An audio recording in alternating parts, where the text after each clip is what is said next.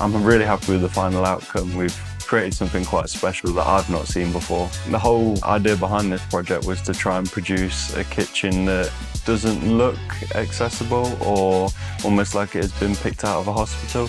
A lot of the times when you look at some of the accessible kitchens, there isn't much storage or room in the kitchen to actually work with. Including the Ropox lifts, it makes the kitchen so easy to use. The work surface, I can adjust to a great height for me, and if my partner was to use it at home, it's very easy for her to adjust it back to a normal worktop height. The wall units provide great storage where I can access the whole unit rather than just the bottom shelf or trying to stretch to reach the rest of the cupboard. It makes it really easy, just touch of the button to access so much more storage.